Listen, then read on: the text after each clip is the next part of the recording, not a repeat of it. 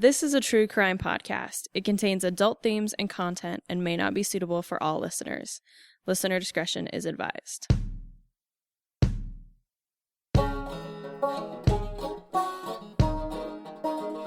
He said, "You know what this is?" I said, "Yeah, it's a razor blade." He said, "I got you at my mercy, don't you?"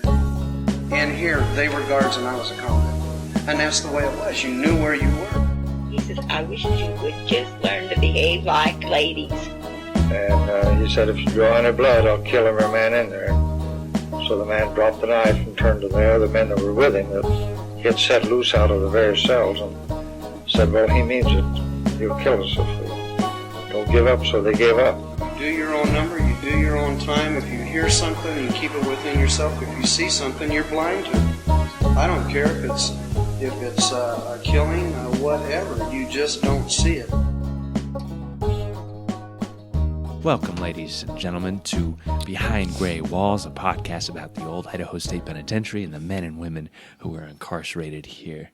I'm Anthony, and I am in the studio with Skye here. Hello. I think it's your turn to go first. Okay. Well, I am starting with a fella named Fred Gruber, and this is an adult-themed inmate here. He is in for murder in the first degree, so just a heads up. Fred was born in the island city of Galveston on the Gulf Coast of Texas in September of 1889 to German immigrant parents. They had fled Germany around 1889. He had a couple older siblings, but they were born in Germany. He's the first born in the United States. Okay. And his father, Emil, was a fisherman, and the family owned this little small frame building with 2 rooms, and the larger served basically as the sleeping quarters for the whole family, and the smaller one was their kitchen and restroom cleanup area. Kitchen and restroom together. Well, you know, I did not have blueprints to this house. It just sounded like a little shack that they had converted, so it may not have had plumbing. So they would probably have more an outhouse sort of something situation. Along those lines. But okay. Probably some form of area to clean yourself up is right. Yeah. I would just hope it was not in the kitchen. Yeah. So there's I was a little confused because some things that Fred said made it seem like he was an older sibling, and documents made it seem like he was one of the second youngest sibling of 4. So I'm still a little bit unclear about it, but I'm pretty certain that he was the 3rd youngest. His father was an angry, belligerent man, and especially when he was drunk. He'd be described as ill-tempered, and when under the influence of intoxicants, he was violent and desperate. He had ill-treated his wife and family for some time past, and it is said he had threatened her life with a pistol on several occasions, her, of course, being his mother. Fred's mother, not Fred's, his own mother. Yes, Fred's mother. Okay. This all came to a head on the early morning of August 2nd, 1896. 7-year-old Fred witnesses his father, Emil is his name, snap, and Emil pulls out a .44 caliber revolver and shoots Fred's mother, 33-year-old Carolyn Gruber.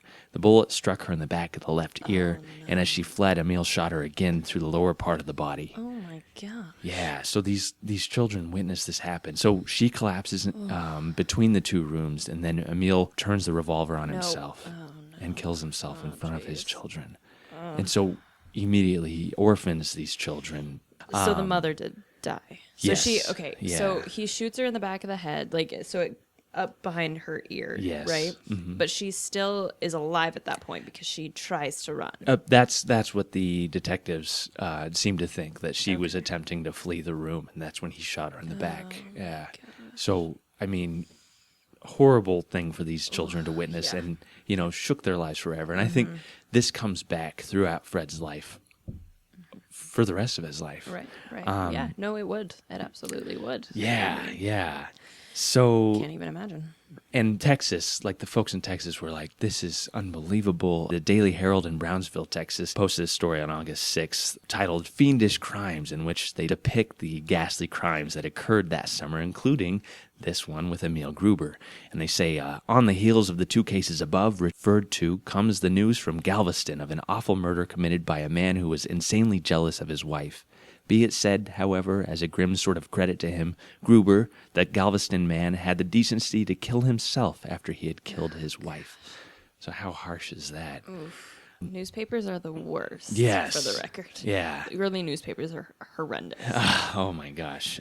For so many different reasons. It was just a different time period. Yeah. You know, the next place I'm certain is when I find Fred living in the Haskell Memorial Home in Battle Creek, Michigan, and it's basically an orphanage. He had lived with his family for a short time, but I actually get the most about his life from a 1918 letter that he writes to the parole board asking to be commuted. Wow. He moved to a ranch owned by distant relatives where he was placed to work, and after 2 years of hard work, he decided to run away and join the Parker Carnival Company, which was a traveling circus. Oh, gosh. And he became the circus electrician, which is kind of interesting. We'll kind of get Okay. into that in a second. While he's at the circus, he meets this carpenter named John Billings, who will be an important player later on. Okay. And this 45-year-old man, John Billings, actually gives Fred his first taste of liquor at a young age, so as just a teenager. But the Parker Carnival Company traveled all around the United States, and I was going through the Library of Congress trying to see where it stopped between 1905 and 1910, kind of when he was working at it, and I had to stop at a point. But they visited Vermont, Kansas, New Jersey, North Dakota, South Dakota, Minnesota, Maryland, Ohio, Colorado, Pennsylvania, Indiana, Nebraska, New Mexico, Iowa, and it just kept going. I just okay, I need to stop. Yeah. But most of the newspaper ads said that it was one of the biggest and best carnivals in the world, and they would fill the streets in these towns with these huge tents full of attractions. And the company even had their own train that was 32 cars long, Wow. called the Yellow Flyer. And it carried materials, people, all kinds of equipment. The tents were adorned with these wooden fronts, painted and decorated and studded with these incandescent lights, which is where Fred comes along. Oh, right. They had over 3,000 incandescent lights, and it was Whoa. basically Fred's job to wire all those up to this generator that they actually pulled on this train car to power all of these lights. Wow. It was a huge thing to be involved in. Yeah. Fred is, traveling the whole country, doing all these shows. Finally, in the early fall of 1908, they land in Wallace, Idaho, up in northern Yay, Idaho. Wallace. Yeah, it's the county seat of Shoshone County in the silver mining district of the Idaho There's a lot of S's Panhandle. in that one, yeah. Yeah. Shoshone's founded in 1884 on the South Fork of the Coeur d'Alene, and it's actually the silver mining producer of the world. Like, they had the most silver pulled out of the ground in Wallace and in the United States. Wow. So it was a huge spot. It's named after this guy named William Wallace, who basically started to purchase the land and pay for roads and a grocery store and started trading posts and things in there and started to persuade people to come and start mining. It would also become the center of many labor strikes in the future, including when we get to Harry Orchard at some distant episode, which will probably be 3 or 4 parts because his life is incredibly interesting. And Wallace had another interesting thing. They had a lot of vices that were permitted, including gambling and prostitution. And brothels in Wallace were active from 1884 to 1991. Oh, You heard that right. well. Yes, within our lifetimes. Well, not mine. Oh, I guess mine. Okay. I'm a little bit older. Yes, so they finally closed down all these brothels in 1991. 91. Yeah. So in 1908, when Fred arrives there, Wallace is at like the height of its population, about 3,000 people. Currently, the most recent census estimate said that they have a population of about 759 people living in Wallace right now.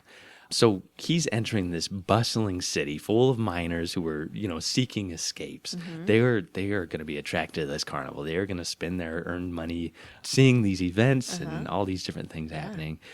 He has a pretty good time, but he decides to get a job after he sets up all this arc lighting and things at this place called the Arcade Saloon and Variety Theater, which he works until the spring of 1909, and he loses that job because the the owner of it is actually arrested during this big crusade by local reverends, by preachers. They called it the Preachers' Crusade up in Wallace, and they were trying to arrest all these folks who had all these vice casinos and other houses of ill repute open. So he was arrested though. So is a theater?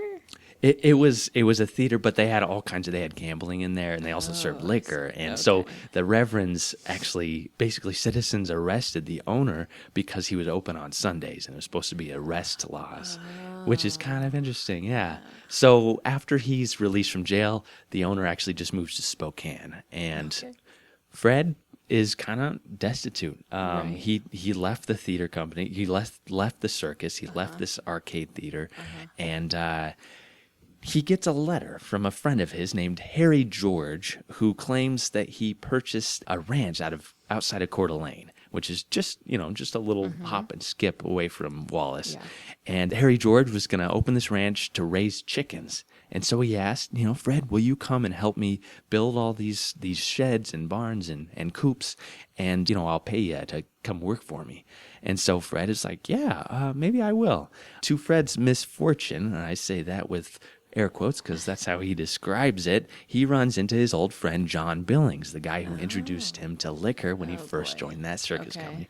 John also skipped the circus when he reached Wallace, and I kind of wonder if they had a little bit too much fun there. It's hard to say what happened, but apparently John was just loafing around doing odd jobs wherever he could find them, and he would only work for long enough to make a few dollars and would then go on a spree. That's what Fred said. So as Fred was gearing up, he's packing his things, he's ready to go up to Harry's ranch to work for him. He writes a letter to a woman in Boise City, a friend of his named Mrs. Ward, stating that he was very poor and in really bad financial condition, but he was about to make a trip and make some money. This is important later on.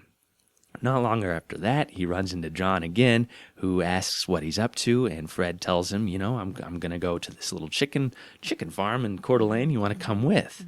Sorry, can I ask how much older is John then? He's about 25 years older. Okay. Yeah, so John is like, he's probably close to 50 at this point, and Fred is about 20 years old. Okay. So 25, 30 years, yeah. They board a train, and John only agrees to go with Fred to Coeur d'Alene if Fred pays for the train ticket from Wallace to Coeur d'Alene. So Fred's like, okay, I'll do that.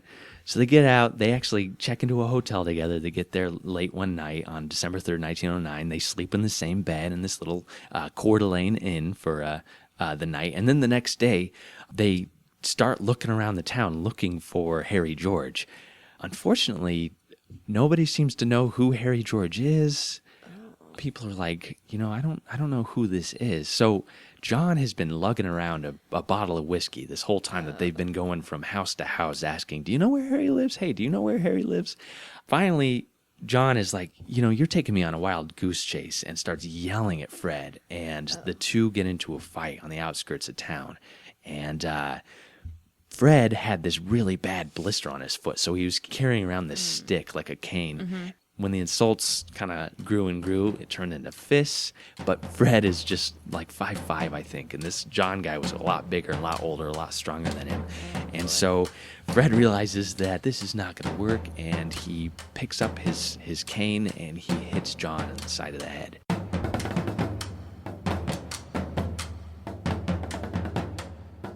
Fred would say that he only struck John one time and that it knocked him out. And he was surprised to see John collapse on the ground and go unconscious. But investigation would show that there were 3 wounds inflicted on John's head, 2 hard enough to sufficiently cause death.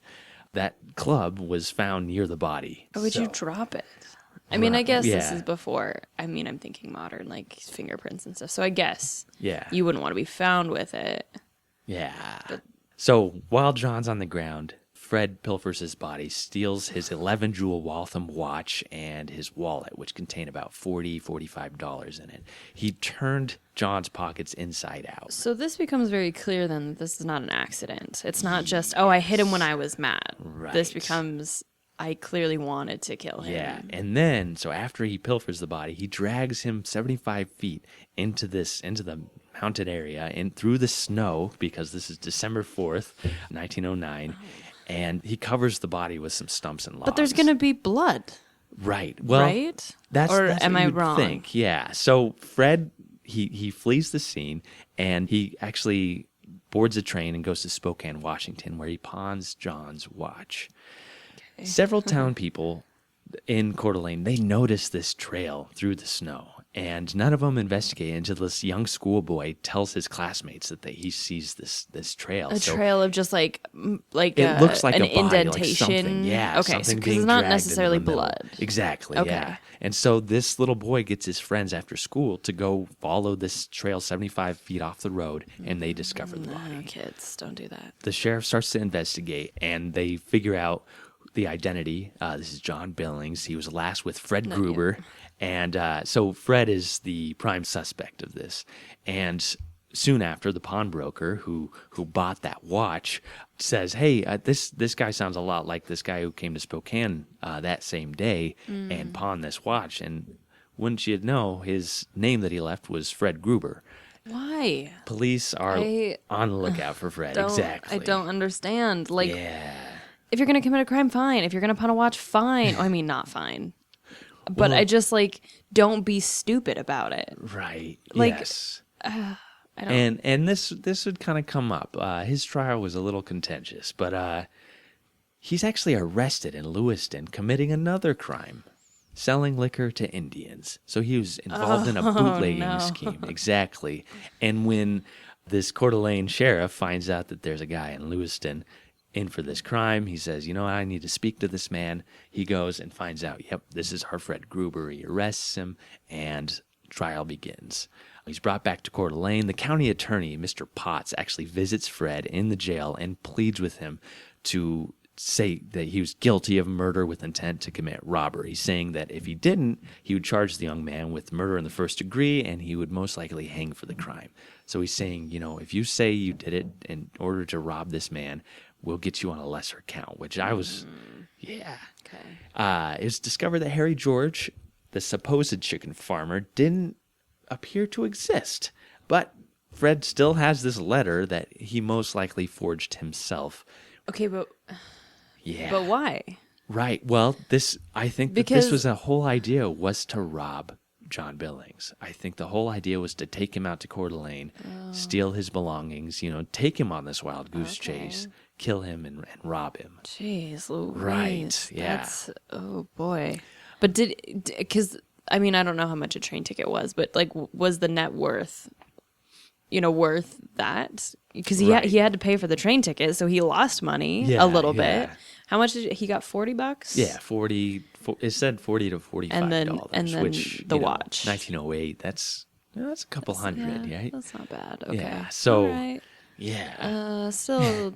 Okay. And I think his idea so elaborate. Was right. I think he wanted to skip town and then start something new. But I don't think he really understood the gravity of the situation. Like he didn't have a normal life. He was in a circus train, traveling from town to town, and probably not with the, best and brightest and people with the highest moral compass to help him. So I think he was just bouncing around from town to town and hoping he could just get away with it.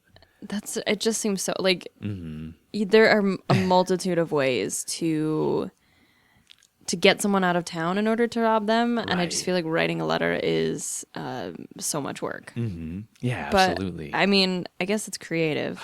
Yeah. And so, unfortunately, he doesn't have money to pay for actual proper counsel. So I don't know if Harry George really existed at all. I did not find him anywhere in any records. Fred didn't have money to have somebody go locate Harry. Yeah. Okay. So he's got that hanging above him. Exactly. So he actually pleads not guilty on January 27th, 1910. On February 26th, his lawyer appeals and said Fred was going through a bout of temporary insanity due to his childhood trauma, which would continue to come up through this trial.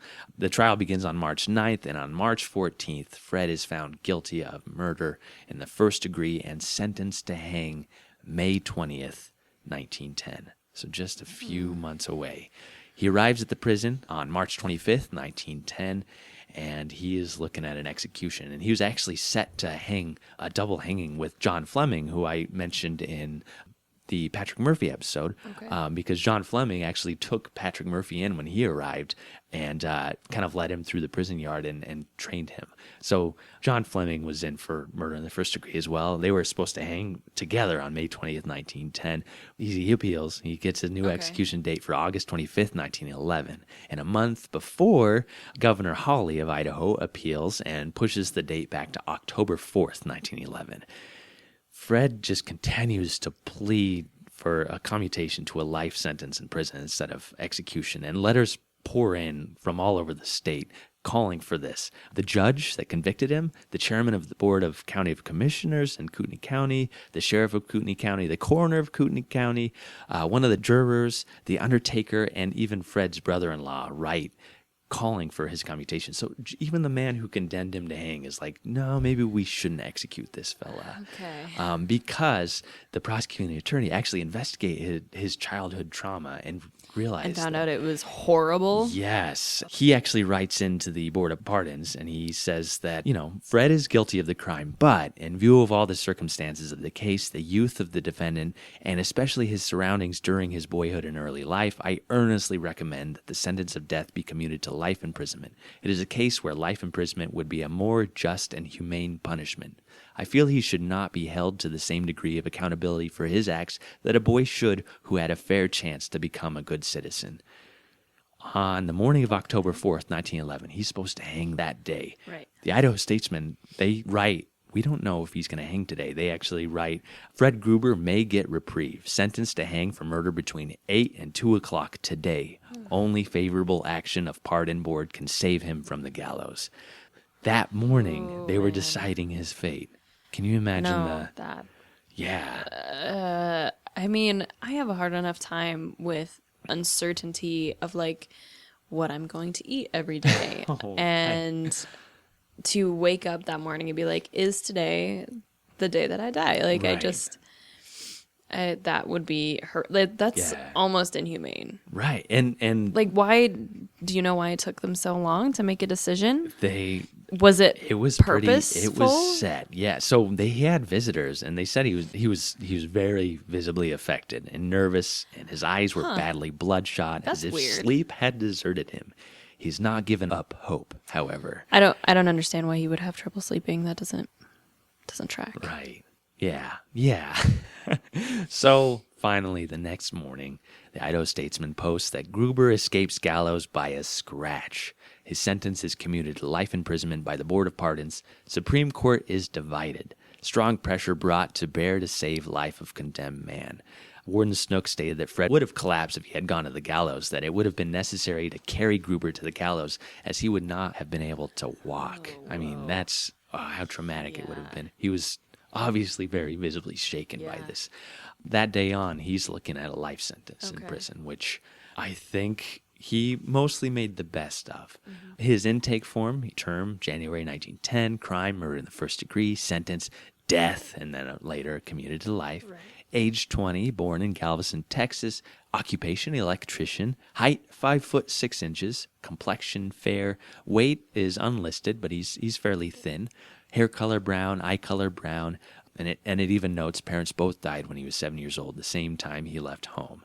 He's raised Methodist, he's literate, he's a moderate drinker, and he had spent 30 days in the Shoshone County Jail for taking a suit of clothes, he said, because the man he stole it from owed him money. Love that. Yeah. His nearest relative is That George happens a lot, Scotto. actually. Yeah.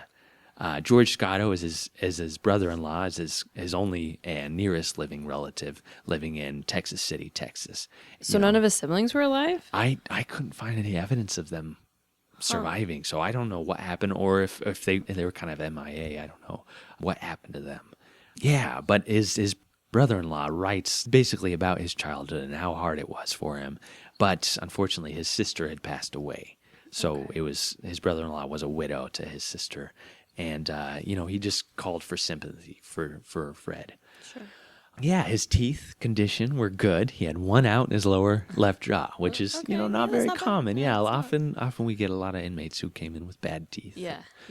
Size of boot and hat were Number 7. While in prison, like most lifers, as you'd call them, he was a model inmate. I mean, you're going to make it as easy as you can, and that's basically staying out of trouble as much as you can. So he's regarded as a hard worker, a rule follower, and during his spare time, he starts learning to play music, and he studies the cornet, and he eventually becomes the leader of the institution band, which is kind of cool. And right in this period, 1910 to 1920, the warden actually calls out for Boise citizens to donate instruments. So probably exactly. And is this the same time as Benjamin Penn? Mm-hmm. Okay. Exactly. Yeah. So we have some photos. I should probably look at those photos and see if he's in He's them. in there. That'd be cool. That would be really interesting. Because there's the one down in the timeline. Yeah. Right? Here at the old pen. Yeah. Right. In the administration admin building. Yeah. I'm going to have to check that out. I should have looked at that. I didn't even think about it. Good call. Finally, Skye. I got you on something. So he applies for a part in April of 1917. That's denied. He then applies again in October 1917, which is also denied. He writes to the Board of Pardons and asks for, I say. a release, and he talks about, I'm guilty. I totally understand. I did that. I took a man's life. I was but 19 years of age at the time and had been knocking around the world for some years in company with men in whom there was little respect for law and society and only a regard for personal desire and impulse. So kind of what we were talking about, where he didn't really have a lot of good moral compass, Right, like any examples, people to follow, yeah. good examples. Also, yeah. so I'm going to stop you because I have to get this joke out, else I'm going to burst. Was the head guy up the Board of Corrections called the Lord of Corrections? Because he should have been, is all I want to say there. I bet to Fred when he got his sentence commuted to life, I bet he probably felt that way. Yeah. Yep. Yeah. He also talks about, he had been trying to make the best of his incarceration and learning music. And this is where I first learned about him playing. Okay. April 1918, he applies again for parole and is not let out. Okay. So in November of 1918, a month after he is denied his next parole date, World War I's raging in Europe. The American Red Cross is calling for inmates to help with the war effort by offering different ways that, they can contribute. Right. So they're donating yarn to inmates here and saying, hey, will you make socks and gloves and hats and sweaters and things for the soldiers? And, being the model inmate that Fred was, he said, yeah, sign me up. I will absolutely help. Unfortunately, he began stealing little chunks of this yarn, putting them in his pocket each day. And after a period of time, he had enough to weave a 25-foot-long rope. And it was 1 inch thick, 25 feet long. And, the wall is 16 to 18 feet high. So he was thinking, I just need a little extra. He found a hook that he put a sock around so it would dampen the noise when he tossed it over the wall. Where did he get a hook? I don't know. I wish I could find that out.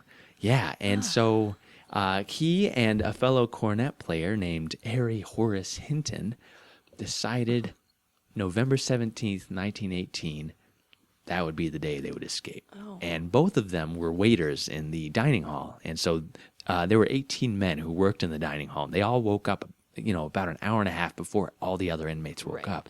Probably because of Fred's background with electrical wiring, he figured out that the arc lighting that went around the prison site was all put on one switch. So if you just cut this one switch, it's going to go completely black in that prison yard.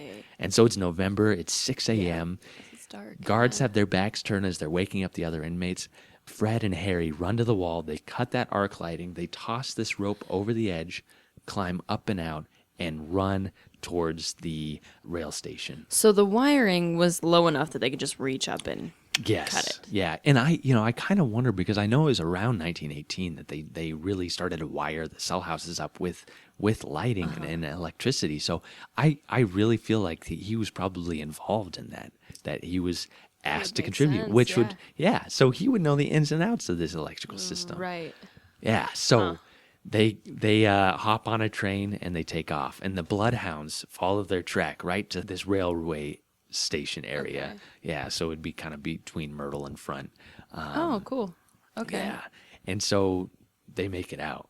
Harry Horace Hinton, I love that. It's a good name. He was in here for 5 to 15 years for a robbery sentence, and I I've never found where he was ever recaptured. I did find a Harry Horace Hinton who was buried in Indiana in 1925, and he died in an accident. So I think that he successfully escaped. out. Yeah, and was never recaptured, but died. So soon they after. at some point separated. Yes. Probably went separate ways. Yeah, absolutely. Because just under a year later, Fred is recaptured. October 19, Fred is living under the name Fred Carlisle, and he and a friend named George Schlagenhoff decide to steal an automobile in Los Angeles, and they are arrested in San Diego, and Fred actually takes the whole blame because he knows, I'm going to go right back to Idaho and spend the rest of my sentence. Right. His buddy gets let go, and luckily in 1912, the Idaho prison warden actually tried to help create the first fingerprint system with Leavenworth, the federal penitentiary. And so by this time, Fred's fingerprints are in that system. And so the San Diego authorities send his fingerprints to Leavenworth, and ding, ding, ding, here's your Fred Gruber. Thomas Jolly, who's the prison yard captain, is sent. I love his name, Thomas Jolly. That's the best thing for a prison guard. Yeah. He's sent down to San Diego and brings Fred back. Fred would spend the next several years incarcerated. He would apply for parole April 1921. That's denied. October 1921. That's denied. April 22 denied. November 22 denied. July 23 denied. Finally, he is released at the expiration of his sentence on June 27th, 1925. And what happened to him after that, I don't know. I hope that he became a cornetist in some band, and the Roaring Twenties. He's probably playing in some jazz. Well, and hot jazz an clubs. Electrician would be a prime job. Yes, in the 1920s. Absolutely, you have all these new gadgets that need to be hooked up to electricity.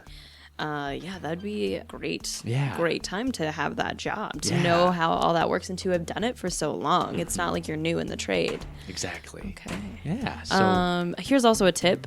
If you're a fugitive on the run, don't commit another crime. right. Yeah. Like, no one in LA would have ever found him but they did because he decided. So don't do that. If you want to stay anonymous and not get caught, don't commit another crime. Yeah, go straight. Yeah. Whatever. Be an electrician in the 1920s. You'll make a lot of money. Right. No one will bother you. Absolutely. Well, I think that's it for Fred Gruber. Nice He job, had Anthony. quite the life. Yeah. There were so many rabbit holes, and I love rabbit holes, but when I'm up till midnight searching some of these things, I'm like, I just gotta stop. So there's probably 10 more minutes worth of things I could have talked about, but I'm gonna cut it right there. No, you're good. Let you go for it. Please like and follow our Facebook page, Old Idaho Penitentiary. From there, you can connect with us directly by joining the Behind Gray Walls podcast group, where you can find the mugshots of the inmates featured in today's episode, supplementary images of the penitentiary, and discussions between group members. We'd love to see you there. If you like the podcast, please consider making a donation. You can do that by going to store.history.idaho.gov/donation.aspx. Be sure to click the Behind Gray Walls podcast tab on the left side of the page. Any donation amount is appreciated and will go toward improving the quality of this podcast, enabling us to bring you the stories that we love and that we hope you love too.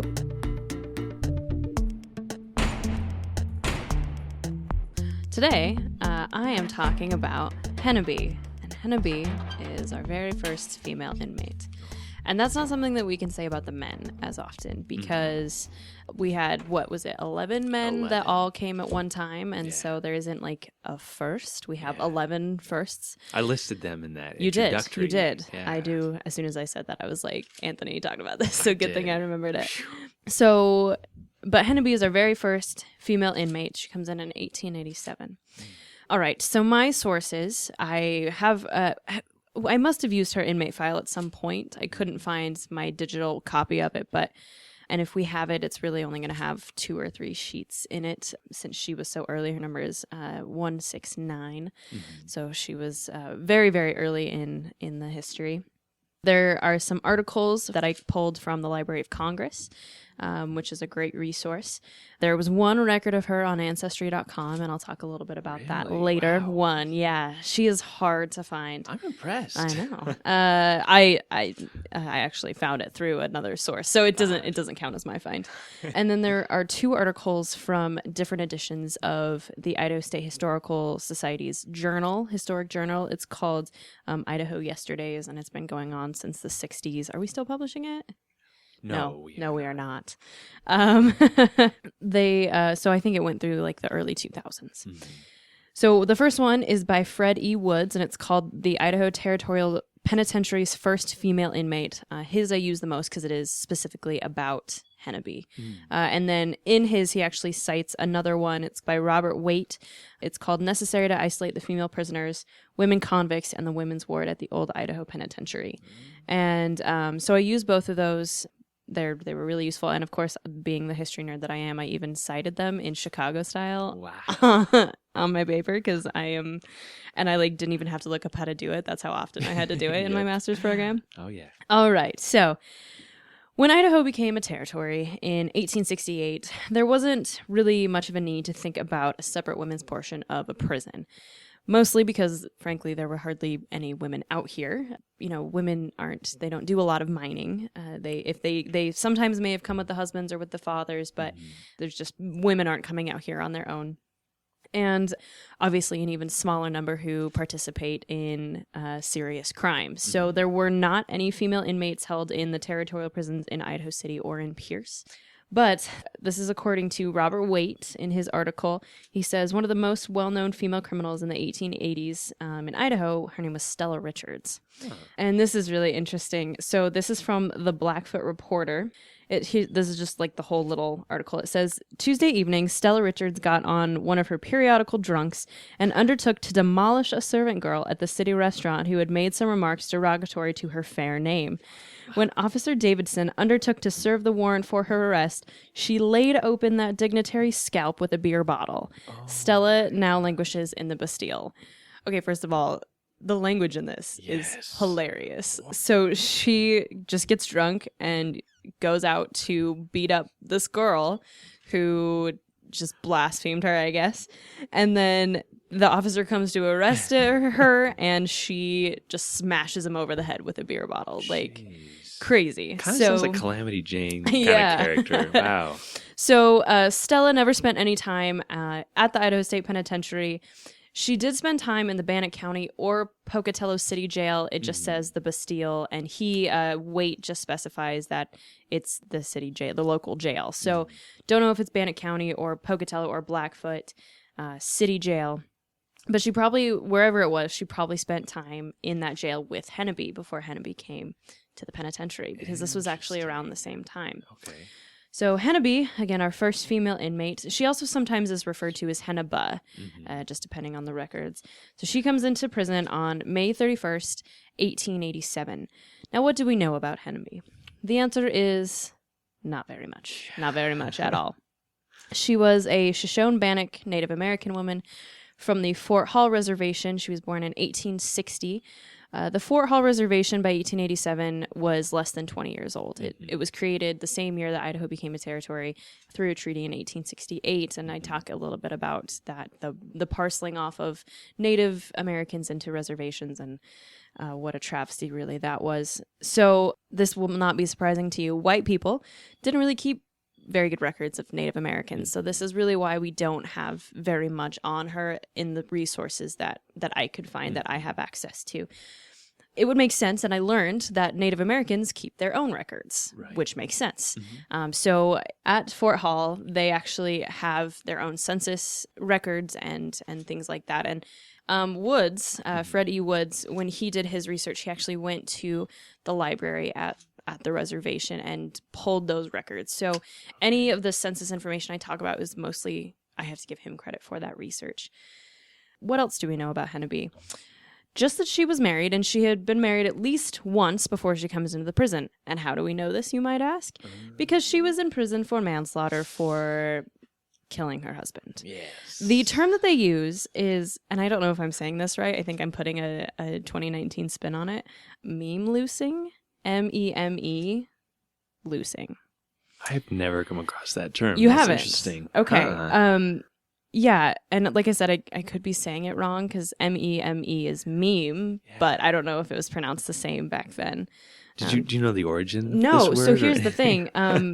It's one that has just been forgotten by history, and I think probably rightfully so. I only ever found it once, and it was in the November 4th, 1887 edition of the Idaho Semi-Weekly World newspaper, which was one that I found on the Library of Congress. I'm not even sure how relevant it was even in the 19th century, because I would imagine if this was widely used, every newspaper article would have used it.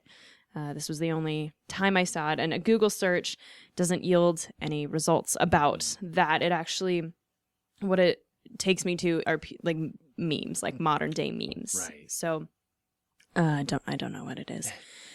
That term, though, that term meme loosing, is the only detail we have about Henebe's crime.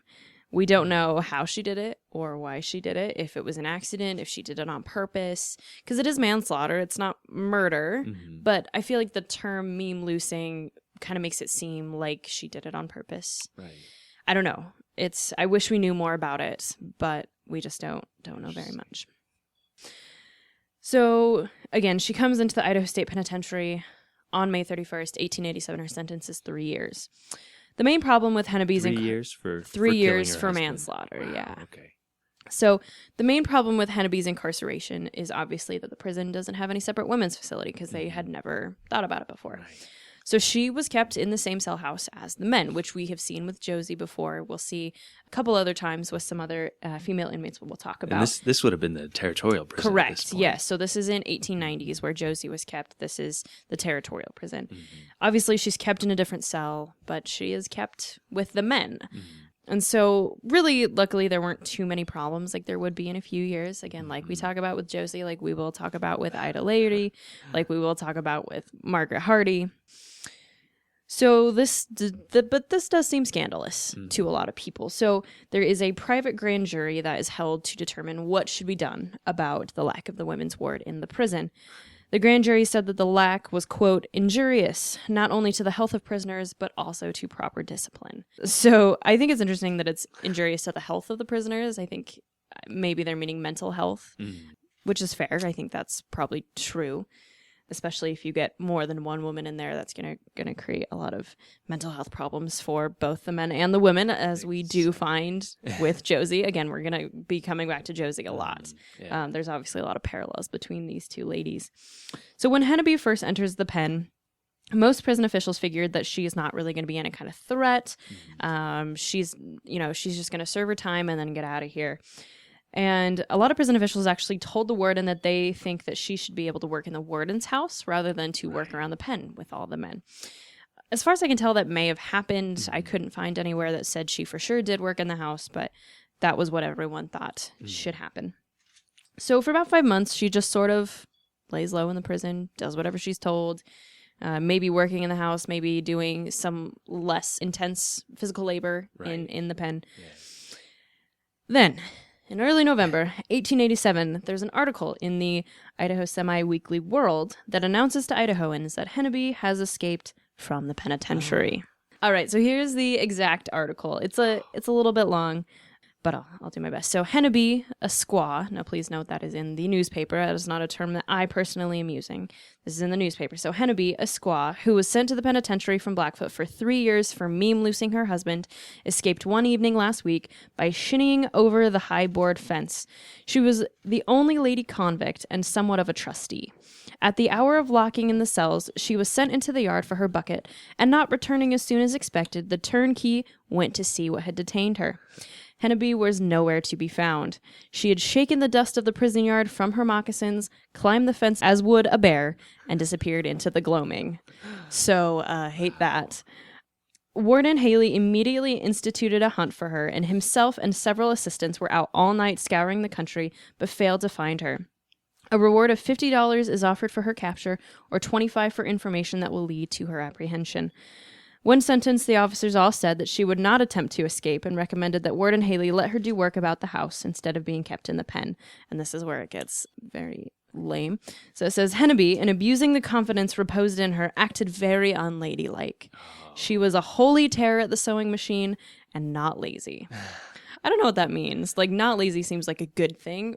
The holy terror at the sewing machine, I feel, is an attack on her womanhood a little bit.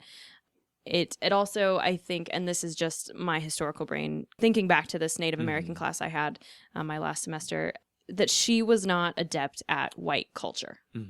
Right. The sewing machine is not, in 1887, is not going to be something that Native Americans are using regularly. They still are likely going to have their own cultural practices. Exactly. And this is white people trying to push white culture on her and basically making fun of her in the fact that she's not good at it. It's nothing she's ever used before. Like, of course she's going to be, quote, a holy terror. You put me in front of a sewing machine, I will be a holy terror. I have no idea how to use one. I don't like that last sentence. But again, this also goes into how horrible newspapers were back then. I'm not a fan of early newspapers. And so it was a different time, a different place, different ideas. So also climbed the fence as would a bear. That kind of made me chuckle a little bit. Just why use that? Because a bear, I don't think would climb a fence very well. Maybe I'm wrong. I don't know anything about bears. So she just straight up notices no one's paying attention, climbs the fence, just takes off. And they can't find her. 12-foot wooden fence that surrounds the ground. So yeah. They had regular escapes over this fence. Yeah. Just people scrambling up to the top. So interesting. Yeah. I love that. It's crazy and amazing and good for her is what I have to say about that. Again, $50 offered for her capture, $25 offered for any information that would lead to her capture. So Henebe is not found for 10 days. They finally find her back at the Fort Hall Reservation. Wow. Now, for those of you who don't know, from Boise to the Pocatello area where the Fort Hall Reservation is 240 miles. 240 miles that she trekked in less than 10 days. Right. So I did look on Google. Basically, it would take less than 4 days to walk. Just totally walk. There's another Idaho Semi-Weekly World article that says she took cars to get back to the penitentiary, but I would bet she probably walked most of that way. Because like I said, according to Google, it would take less than 4 days to walk there. And so even if she had walked the whole way, not taking train cars, she still would have had plenty of time to stay on the reservation and visit loved ones while she was there before she was found. She was returned to the penitentiary on November 14th, 1887 by, quote, 2 Indian police. Yeah. So in other words, her own people brought her back. Right. Whether or not it was her own people that found her, I'm not sure. But I would imagine there are very few white people roaming around the reservation. Yeah. And so I think there were reservation There police, were Indian, what did they call them? Anyway, but there were white people on the reservation, but she's probably going to keep a pretty low profile, I would imagine, while she's on there, considering that she has escaped from the prison. Right, and so I don't think the white office officials may have been the one who found her. We don't know. Again, it just goes back to the lack of detail. All right. So, so she's brought back November 14th, 1887. Here's the reason that the newspaper gives for her escape. Again, Henebe, the escaped squaw convict, leaving here, took the cars and rode to Blackfoot and returned to the reservation. She arrived at the penitentiary on Monday in charge of 2 Indian policemen who bore a letter to Warden Haley stating the circumstances of her return there, etc. Henebe told that she left the prison that she might visit her 2 children on the reservation. Public sympathy is with the poor, untutored woman, and the regret is general that she was found and returned. There is no doubt that the desire to see her children alone prompted her to leave. So what we see here, and I think what seems to be the case with many female inmates, is that kind of that motherly aspect coming through. She escapes from prison simply because she missed her kids. And you have to wonder, how many of us would do the same thing. I don't have kids. You don't have kids. But so I don't, it's not an unreasonable reason to escape. She just wanted to see her kids. Yeah. And it's also quite interesting that the public seems to be on her side about this. They say public sympathy is with the woman and the regret is general. Everyone seems to understand why she wanted to leave. And again, I can't say that I blame her one bit for wanting to get out. So that's all we know of Henebe and her time in jail. She was pardoned and released on June 13th, 1888, after serving 1 year and 13 days. So she only stays for about 7 more months after she escaped. Wow. And we don't have any any idea as to why she was pardoned, if they just thought she had served enough time, if she, applied for a parole or pardon. We don't really know. So what happens after her release is difficult to trace, and this is where Freddie Woods' article comes in. Again, most of this research he is going to do himself, since his account comes from the records on the reservation, and this may be the only place that information is found. This is the one Ancestry.com record that I found. So in 1890, she had married a man named Perpetua Aratse. I don't know if I'm saying that right. Aratse, I would imagine. She's listed in the U.S. Indian Census Rolls as Henebe Aratse. However, according to Woods' research, she would marry 2 more times. First to a man named Buffalo West, and then to a man named Major Tommy. Interesting. Yeah. Okay. So, as we know, according to this newspaper article, she had at least 2 children. She may have had more. We don't know. She did have one son who died in 1903. And then the very last time that her name is listed on these Native American census rolls is in 1912, when she would have been about 52 years old. She likely died soon after, and the director of the Fort Hall Shoshone-Bannock Library, her name is Ardith M. Peyope, she hypothesized that Henebe might have died from tuberculosis, which killed many Native Americans on the Fort Hall Reservation around that time. And tuberculosis is a rough disease. And since she doesn't, appear on the census rolls after that, I don't think it's illogical to think that is likely what happened. So that's it for Henebe, but Henebe's time at the pen had a large effect on what came next. It was clear to everyone that keeping men and women together was a bad idea. And so when the next woman in Idaho was sentenced to time in prison, she was actually sent to the House of Corrections in Detroit, Michigan, which I don't know why Detroit. Maybe there weren't any others close enough, because we know that around Josie, Idaho was the only one who didn't have a female ward. So I don't know why Detroit. I don't know if the judge, they were pretty lenient on her, according to the newspaper article that we have on her, that they said that her sentence seemed to be pretty lenient. She was in for, her name was Annie Campbell. She received a 2-year sentence for passing counterfeit coin. And so, she was sent to Detroit. Don't know why she wasn't sent to Montana or Utah or anywhere else nearby. So that's kind of interesting. But the potential cost of constantly transporting female prisoners to different facilities was incredibly high. So Warden John P. Campbell, who probably had no relation to Annie Campbell, decided to build, quote, a department for them at the earliest possible moment, for some may be sent here at any time. So the result, in order to get female inmates back at their own penitentiary, the result was a room on the second floor of one house, or 1890s house, kept completely separate from the men. Now, in Josie's episode, I did not make this clear because I did not know. It's not just a cell that they made up nicely. It's like a literal separate room. Yeah. And Anthony showed me this weekend. It is the most precarious situation, getting up and down. But it is super neat. It's attached. It's kind of at the end of the cell house. So if you're facing the dining hall, you're between the territorial prison to your right and the 1890 cell house to your left, facing the dining hall. Those windows that you see up on the upper tier in the left, those are just separate rooms that are completely detached. You have to go up this stairwell, and there's a door at the end of the stairwell, so they would have been completely segregated away from the male population. Which I just assumed it was just a cell that was separate. Yeah, but it's not. Yeah, I'm glad that you got to experience go up there. It was cool. It's fascinating. It was cool. Yeah, so they even had their own little closet, and they had one room that was their own room, and then a toilet and bathroom facilities on the other side. It's pretty neat. So that really is because of Henebe. Is she, we didn't get another female inmate until 1895, and that's Margaret Hardy, and she is a whole different case altogether. Will be an interesting episode for sure. Margaret Hardy was literally crazy. Yeah. So it'll be exciting to get into hers. But really that is all due to Henebe and because she was kept in this same cell with the men. But that, that's all we've got for her. Wow. Well, thank you for attempting this Henebe research, because I've tried myself, and I got about half of what you found. Well, you're busy with other things.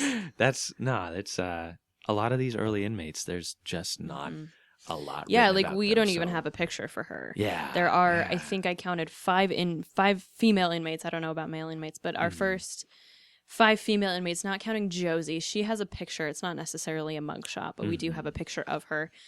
Our first 5 don't have any their mugshots. So we just have to imagine. Now, according to her Bertillon chart, she was 27 years old when she came into prison.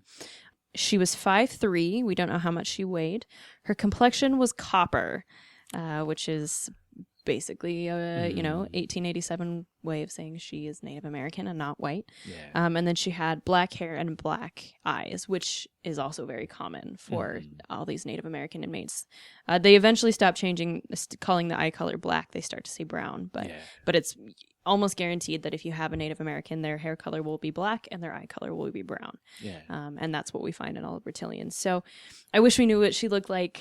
Yeah. I would love to know what she looked like, but unfortunately we don't have that information. But that is our very first female inmate. Wow. Yeah. Well, good work, Skye. Thank you. All right. Well, I think we'll... Do you want to mention your sources too?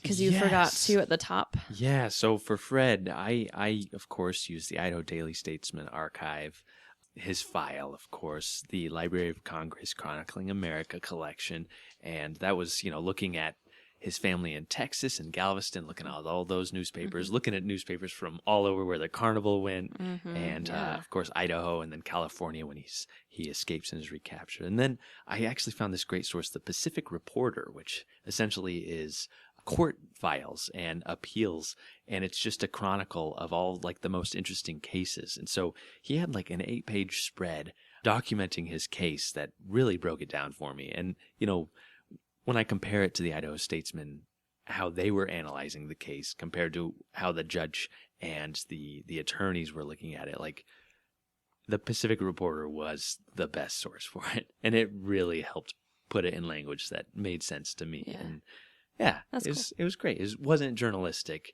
It was very precise. And it's Yeah. okay, there we go. Now I know what I'm talking about. And it's not, on Tuesday, the New Statesman says this, but on Wednesday it says the next. Right. It Right. really broke it down, which That's was cool.